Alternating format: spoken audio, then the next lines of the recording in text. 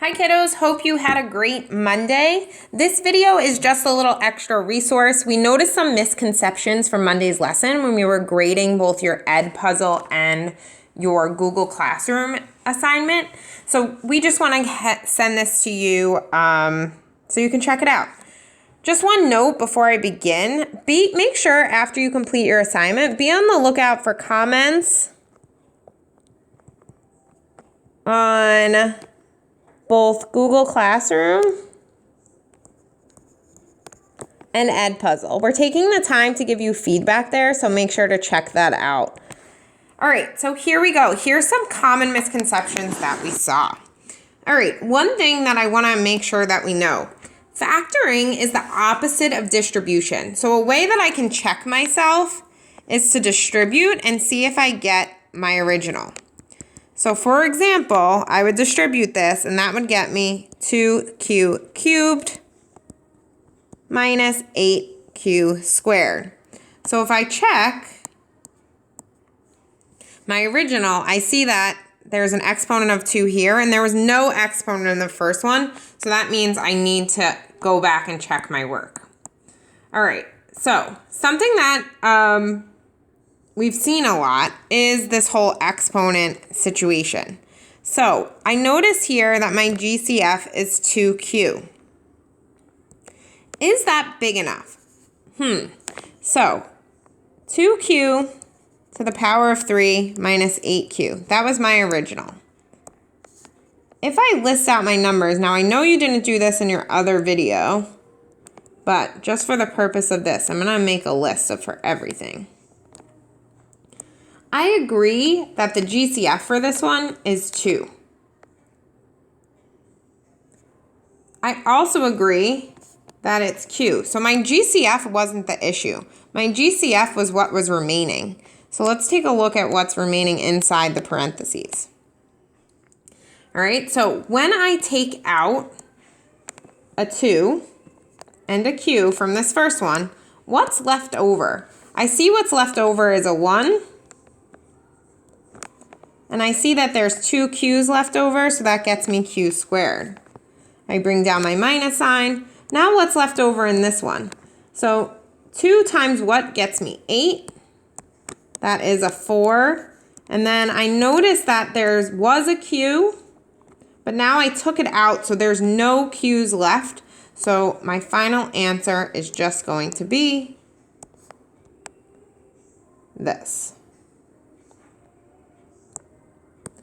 All right, let's take a look at the next one. Let me check first. So I'm going to check by distributing so I can see where my mistake is. This gets me 10y squared plus, 10y cubed plus 8y squared. Now wait a minute, that's the same thing. So this checks out. But why is this wrong? The reason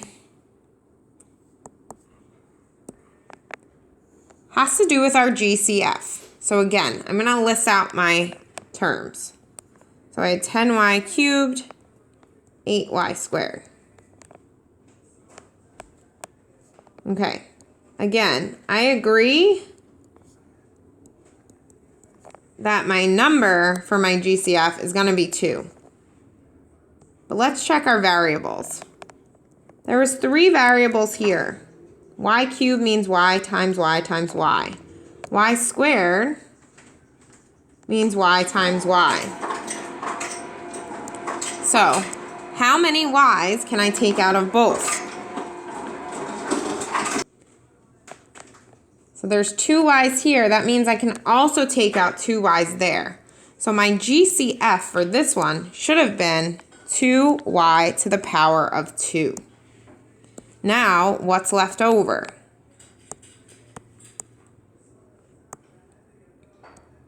Okay, let's see. So for the first term, I have 5y left over.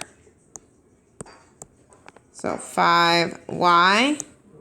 And then for my second one, I have 4. And I already circled my y, so I'm not going to have any variables there. So that's all that's left. So my final answer should have been this. Okay, So let's keep going. So if I check this first one, I would have got 5x squared plus 5x. And for this one, I would have gotten 5x squared plus 5x squared. Now, this first one is the same. So that must mean there must be a mistake with the GCF. This one has an extra exponent, so something is wrong with my exponent. Okay, so there's two mistakes there, both from the same thing as 1 and 2. All right, so let's check out what went wrong. So what is the true GCF? So I have 5x squared plus 5x. So we're right that my GCF is 5. All right, how many x's can I take out? There's only one x here. So that means I can only take out one x from the other one. So my GCF should have been 5x. All right, so the second one had that. So let's see where the mistake went. So what is left? I'm left with a 1 and an x, and here I'm just left with a 1. So that means inside my parentheses, I should have 1x plus 1.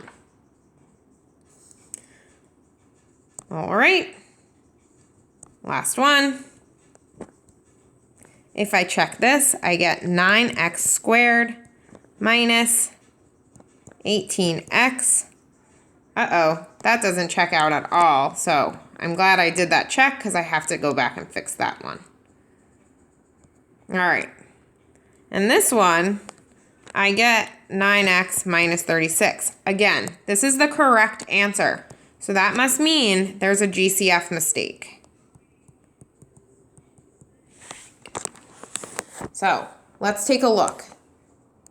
When I have the first term, my GCF, so that this first term is a positive, that must mean my GCF is also a positive. So your GCF sign always matches the first term.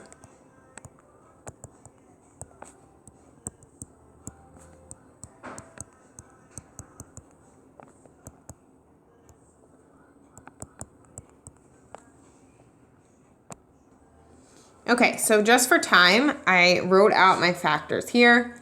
So 9 was in both, and the first term is positive, so that means my GCF should be 9. And then left over on the inside, I have 1x and minus 4. All right. Hope this was helpful. If you have any more questions, comment below.